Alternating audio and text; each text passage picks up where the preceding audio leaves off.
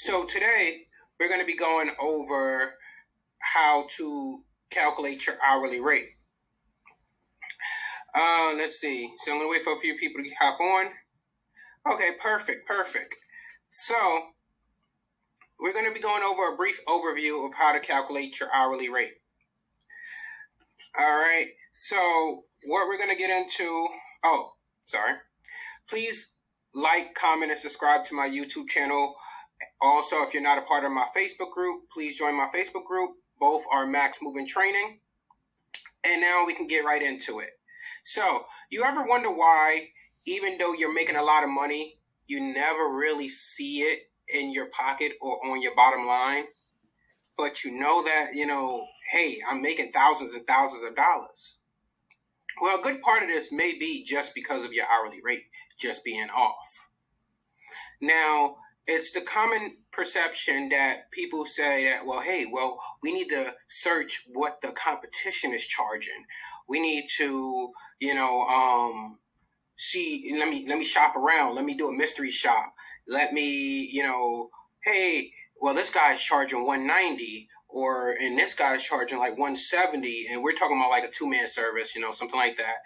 And you're like, you know what? If this guy's $190, this guy's $170, maybe I need to be in that $180 range.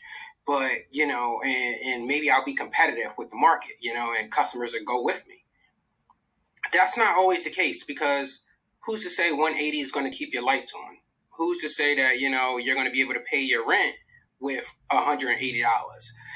But you're going off of that because you're kind of searching the market, and you're thinking that, that's where you'll fall. And that's not always the case. Maybe you'll fall at the 190. Maybe you'll fall at the 170. Maybe you only need to make 160.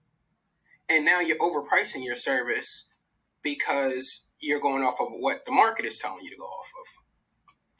So, let's see.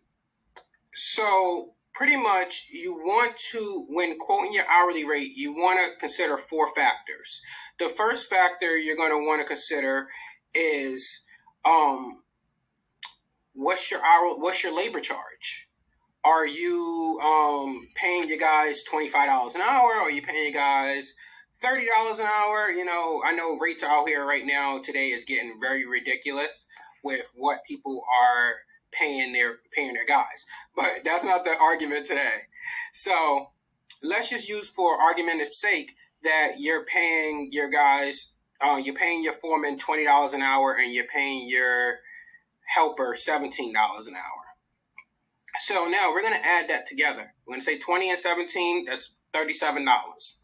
So this is how we're going to bring your rates together. We're going to actually figure out what your rates are.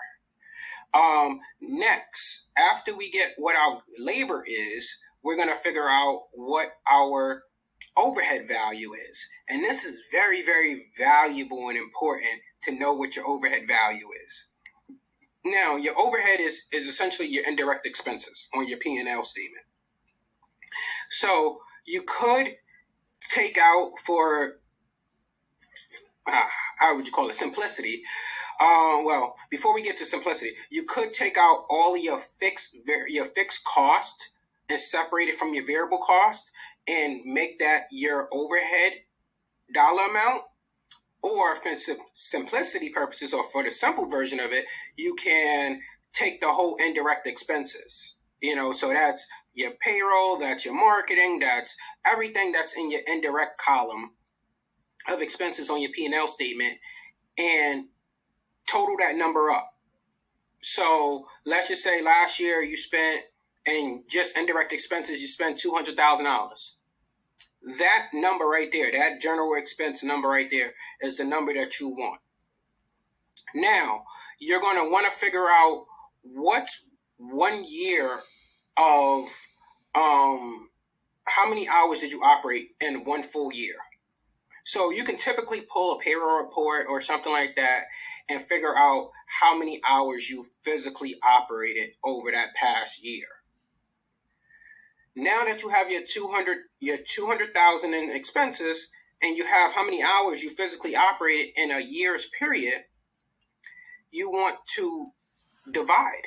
So 200 divided by however many hours.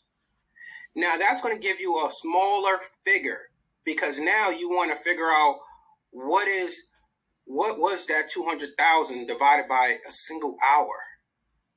And let's just say, for example purposes, that came out to like $22. So you're like, wow, I just went from 200,000 to $22.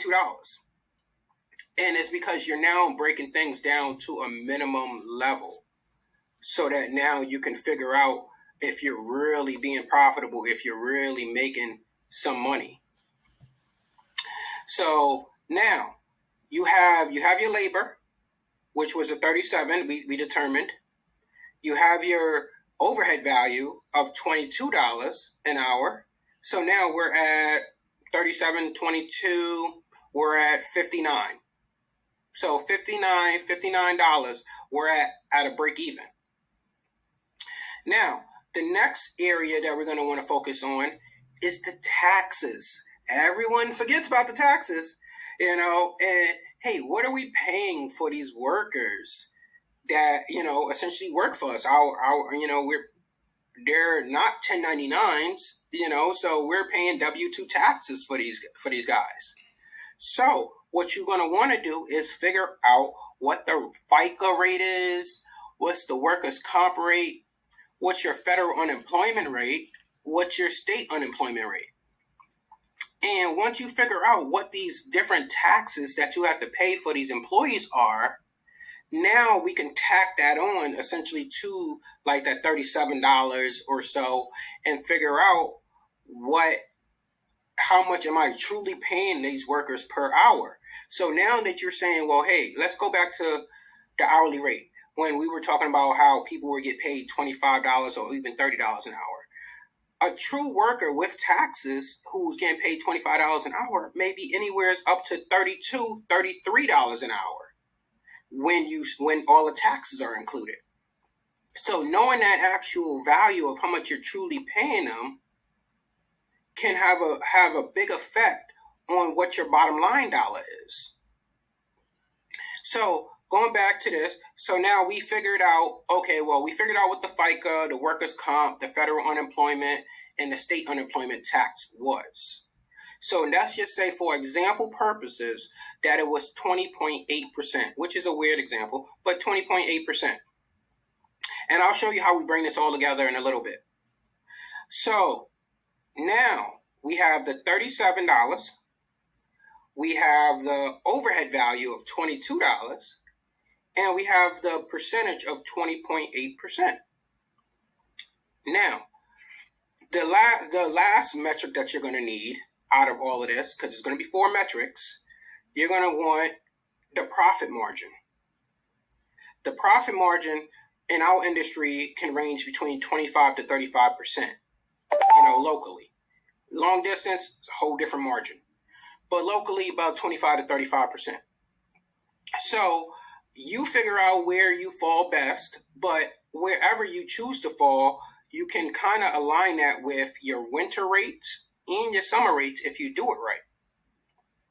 So again, those are your 4 areas. So we have your crew labor, we have your overhead value, we have your taxes that you're paying for each laborer, and we have your profit margins.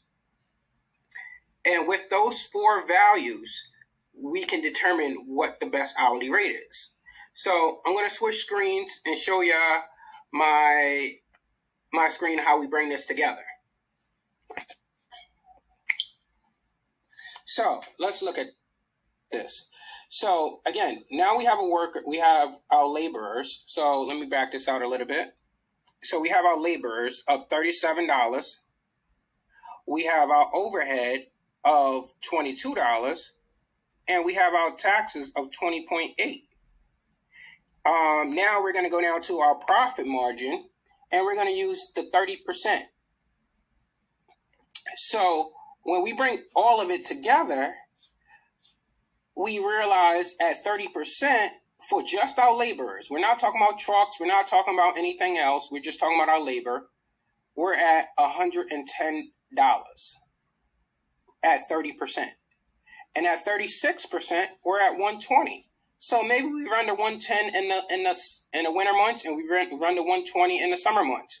I'm sure customers won't really care about a $10 boost. So now that we have that, we know that our guys are essentially, $55 an hour. So we divide the 110 and a half in half. That's $55, and 120 is $60. So in essence, it's really just a $5 increase per man. So that's how you can easily determine if you're profitable with just your labor services. Now, ideally, you're going to have a vehicle. You're going to either have to have a van or you're going to have a truck. I'm sure that you're not going to be barefooted going out to travel to a job. So we can break that down even further and show you how, you want to factor in your trucks. So let me just go over some. Come on. Oops, too far over. All right. So with the trucks, let's just say that you had a truck that cost, $58 or whatever the case is in total. And these are just numbers made up. And you had, your truck insurance for the year. When you broke that down and you did the overhead math again, where you say, hey, how many hours was this truck operating versus, the total expense I incurred, you get a $6.32 cost.